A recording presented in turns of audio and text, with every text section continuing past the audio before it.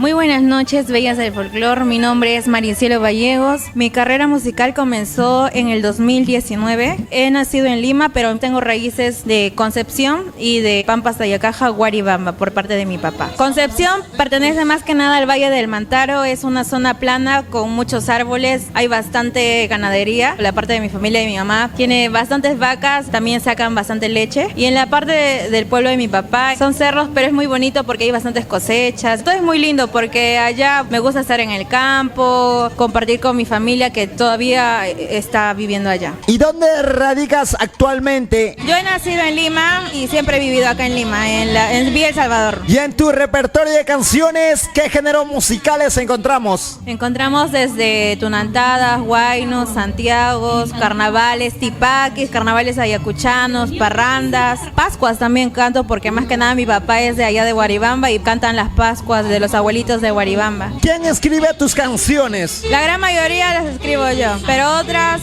las escribe Aldair Montes, que es un compositor que siempre está apoyándome. ¿Qué lugares del Perú has conocido mediante tus contratos? Gracias a la tunantada, porque anteriormente captaba más tunantada, he llegado a la ciudad de Azángaro, Puno, he ido a Arequipa, Andahuaylas, a Ica, Huánuco, Cerro de Pasco y bueno, todos esos lugares conozco. Y más que nada Huancayo, porque ese es el centro de la música folclórica que canto el día de hoy. ¿Y ya tuviste de repente la oportunidad de cantar fuera del Perú o todavía? Por el momento no, pero siempre le ruego a Dios que se dé esa gran oportunidad. Y aparte de cantar, ¿qué otro talento tienes? Bueno, talentos no sé, pero actualmente estoy estudiando una carrera universitaria. He culminado una carrera técnica, voy para la segunda carrera y bueno, también ayudo a mi mamá en su salón estética. Eso es lo que hago aparte de cantar.